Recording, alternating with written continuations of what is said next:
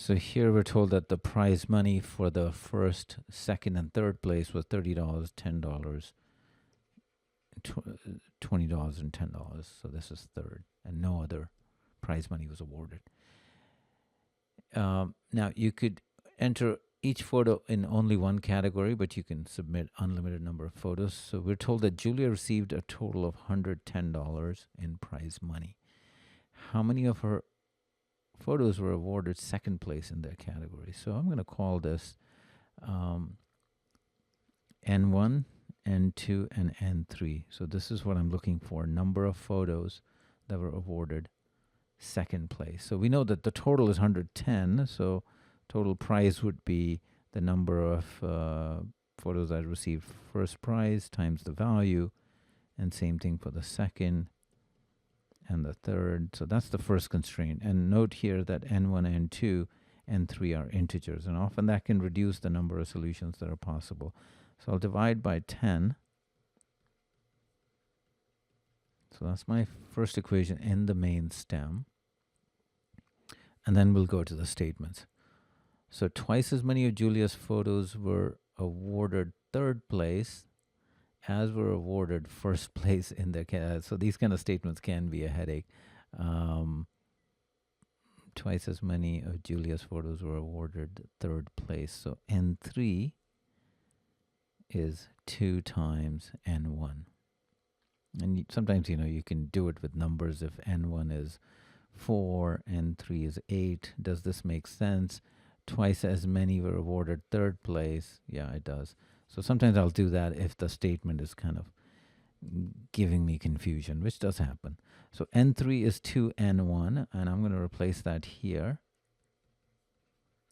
My goal is to find N2, and this is easier to substitute as opposed to doing N1 as N3 over 2. I mean, technically it doesn't really matter, but I always take the easier route and combine those two. 5N1 plus 2N2 equal to 11. I'm going to isolate N2 and then see, is it possible to get multiple values for N2? Now, N1 has to be, it could be 0. In this case, N2 isn't an integer, no value, because it would be, would be 5.5, so that's not acceptable. If N1 is 1, N2 would be 3. And we'll try to see, do we have multiple values? If N1 was 2, then it would be half. And then if it's 3, it becomes negative. All of these would be negative. So there's actually only one value possible, integer values, that would satisfy the information given in statement 1 and what's given in the main stem. So we do have a unique value for N2, and 1 alone is sufficient.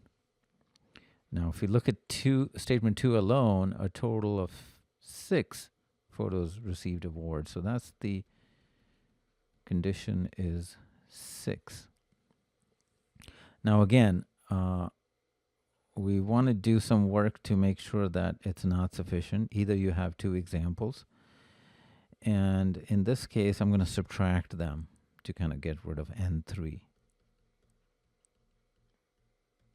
So I'll subtract them. I'll get 2N1 plus N2 is equal to 5. N2 is 5 minus 2N1. So if N1 is 1, N2 is 3. If N1 is 2, N2 is 1. So you'll notice I'm getting 2 different values. I mean, of course, we can figure out what N3 is in both cases. Not needed, but we know they all add up to 6. So it would be 2 here and then 3 here. But we're satisfying all the pieces of information. But now I have 2 different values for the number of photos that were awarded second place. And so 2 alone is insufficient. The answer is A.